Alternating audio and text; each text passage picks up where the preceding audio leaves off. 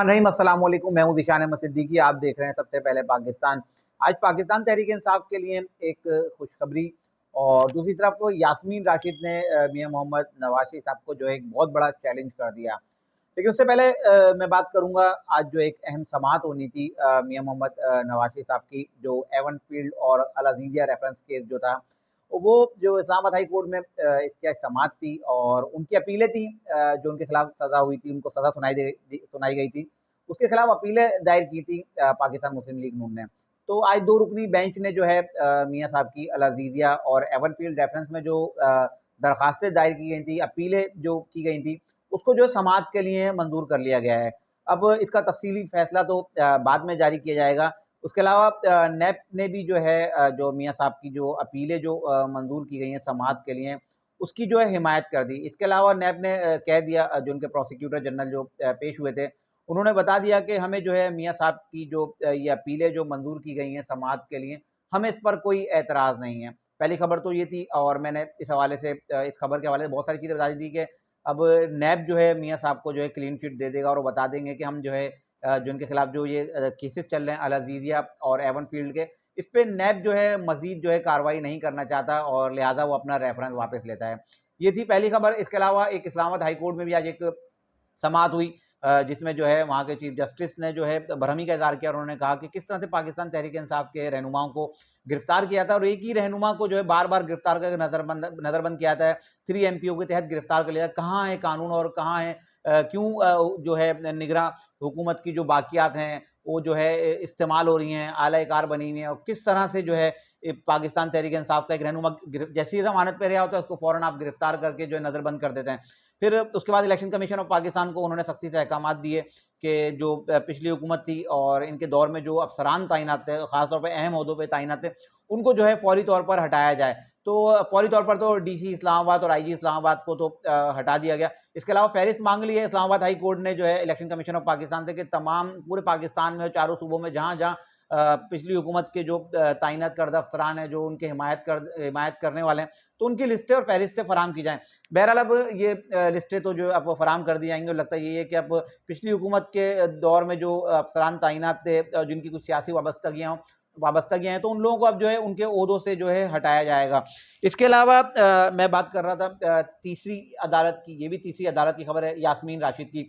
आज यास्मीन राशिद और उमर सरफराज चीमा को आज ATC की अदालत में पेश किया गया और पेशी के बाद जब यास्मीन राशिद ने मीडिया से बाहर गुफ्तगू की, तो उन्होंने मियां साहब को एक बहुत बड़ा चैलेंज कर दिया और उन्होंने चैलेंज किया मियां साहब को कि मियां साहब एक मफरूर मुल्जिम है और एक मफरूर मुल्जिम को जो है प्रोटोकॉल दिया जा रहा है और आप लेवल प्लेइंग फील्ड की बात करते हैं। क्या लेवल प्लेइंग फील्ड इस तरह होती है कि आप जो है एक सियासी जमात के रहनुमाओं को जो है आप जेलों में रखते हैं और उसके बाद कहते हैं इलेक्शन लड़े जाएं, तो इस तरह कैसे लेवल प्लेइंग फील्ड होगी? उनका कहना था कि पाकिस्तान तहरीक इंसाफ के रहनुमाओं को भी रिहा किया जाए और उसके बाद जो है इलेक्शन लड़ें, उसके बाद मुकाबला करें। बल्कि यास्मीन राशिद साहिबा ने मियां साहब को एक बहुत बड़ा चैलेंज कर दिया। उन्होंने मियां नवाज शरीफ साहब जो है मेरे मुकाबले में इलेक्शन लड़के दिखाएं, अगर वो जीत गए तो फिर मैं उनको मानूंगी। इसके अलावा उमर सरफराज चीमा ने भी गुफ्तगू की और उन्होंने कहा कि मुझसे भी जो है वफादारी तब्दील करवाने की कोशिश की जा रही है, मुझे भी प्रेस कॉन्फ्रेंस के लिए जो है जोर डाला जा रहा है कि मैं प्रेस कॉन्फ्रेंस करूँ, पाकिस्तान तहरीक इंसाफ को छोड़ूं। उन्होंने कहा कि छोड़ना होता तो मैं 6 महीने पहले ही इमरान खान को छोड़ देता और हमारे साथ तो इतनी ज्यादती की जा रही है, 4-4 महीने हो गए, 4-5 महीने और हमारा जो है चालान तक पेश नहीं किया जा रहा। बहरहाल इसके बाद जो है उमर सरफराज चीमा, यास्मीन राशिद और एजाज चौधरी को जो है 9 नवंबर तक जो है जो इनका रिमांड था, जो जुडिशियल रिमांड था, उसमें तौसीह कर दी गई है। तो पाकिस्तान तहरीक इंसाफ के लिए जो एक अच्छी खबर है वो ये है कि पाकिस्तान तहरीक इंसाफ ने पेशावर हाई कोर्ट में एक दरखास्त दायर की थी और वो दरखास्त थी पाकिस्तान तहरीक इंसाफ ने जलसे की इजाज़त मांगी थी।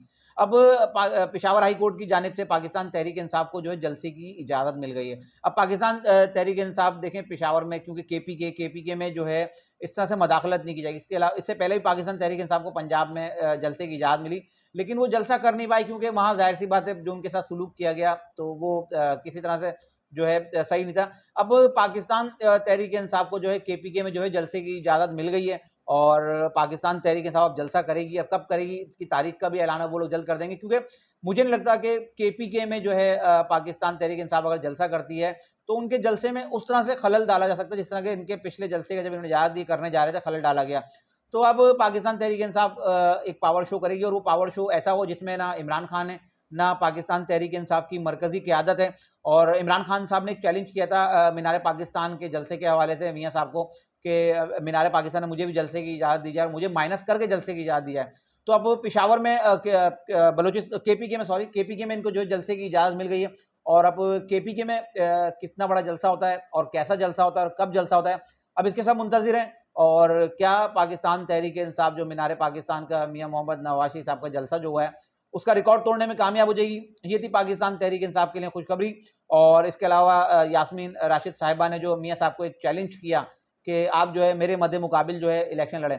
बहरहाल अब देखते हैं कि ये चैलेंज कबूल किया जाता है या नहीं किया जाता। मेरे ख्याल से तो कबूल करना चाहिए, ताकि यास्मीन राशिद साहिबा को अगर कोई खुशफहमी है, वो समझती हैं कि मैं मियाँ साहब को हरा दूंगी, तो उनको मौका मिलना चाहिए। और उन्होंने लेवल प्लेइंग फील्ड की भी बात की, तो इलेक्शन से पहले तमाम सियासी जमातों को आज़ादी मिलनी चाहिए। उन लोगों को नहीं मिलनी चाहिए जो 9 मई के जिम्मेदार हैं और जो मुल्क गद्दार हैं, जो आइन दुश्मन है, मुल्क दुश्मन है, उन लोगों को नहीं। लेकिन जो लोग साफ सुथरी साख के हामिल हैं, जो 9 मई के वाक़े मुलविस हैं, उन लोगों को कम अज़ कम जो है इलेक्शन लड़ने की इजाज़त मिलनी चाहिए। इंशाल्लाह मज़ीद खबरों और नई तजदीद के साथ फिर हाज़िर हूँगा, तब तक के लिए इजाज़त दीजिए। अल्लाह हाफ़िज़।